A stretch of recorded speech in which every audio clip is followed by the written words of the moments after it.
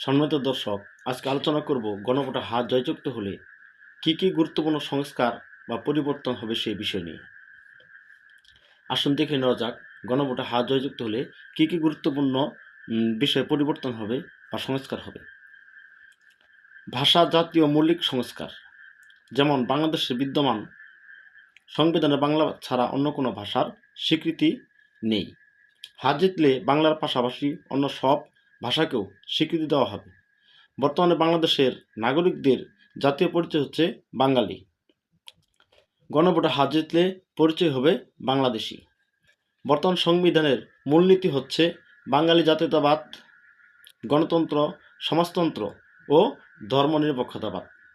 হার জিতলে হবে সাম্য, মানবিক মর্যাদা, সামাজিক ন্যায় বিচার, ধর্মীয় স্বাধীনতা এবং সম্প্রীতি।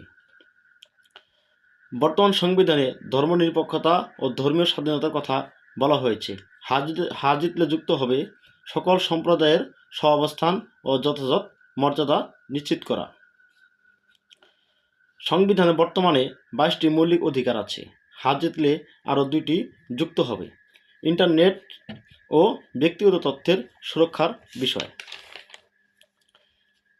রাষ্ট্রপতি প্রধানমন্ত্রীর ভারসাম্য, বর্তমানে জরুরি অবস্থা জারি হয় প্রধানমন্ত্রীর স্বাক্ষরে। হার জিতলে জরুরি অবস্থা জারি করতে মন্ত্রিসভার অনুমতি লাগবে। সেই সভায় বিরোধী দলীয় নেতা ও উপনেতাকে উপস্থিত থাকতে হবে। বর্তমানে বাংলাদেশের রাষ্ট্রপতি নির্বাচিত হয় সংসদ সদস্যদের প্রকাশ্য ভোটে। গণভোটে হার জিতলে রাষ্ট্রপতি নির্বাচিত হবেন উচ্চকক্ষ নিম্নকক্ষের সংসদ সদস্যের গোপন ব্যালট ভোটের মাধ্যমে। হার জিতলে জাতীয় মানবাধিকার কমিশন, তথ্য কমিশন, প্রেস কাউন্সিল, আইন কমিশন, এনার্জি রেগুলেটরি কমিশনের চেয়ারম্যান এবং সদস্যদের সরাসরি নিয়োগ দিতে পারবেন রাষ্ট্রপতি। বর্তমানে প্রধানমন্ত্রীর পরামর্শ ছাড়া রাষ্ট্রপতি নিয়োগ দিতে পারে না। বর্তমান সংবিধান অনুযায়ী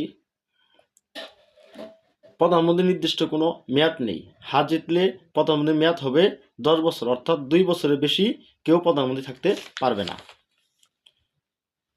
বর্তমানে প্রধানমন্ত্রী একাধিক পদে থাকতে পারেন। হার জিতলে একাধিক পদে থাকতে পারবেন না।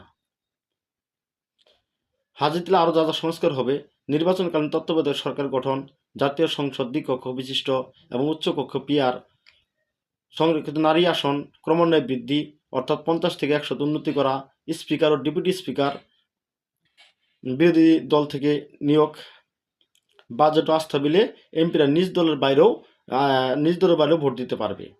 বিদেশিদের সাথে কোনো চুক্তি করতে হলে সংসদের অনুমতি লাগবে, যা বর্তমানে নিতে হয় না। এগুলো ছাড়া আরও অনেক গুরুত্বপূর্ণ পরিবর্তন হবে গণভোটে হার জয়যুক্ত হলে।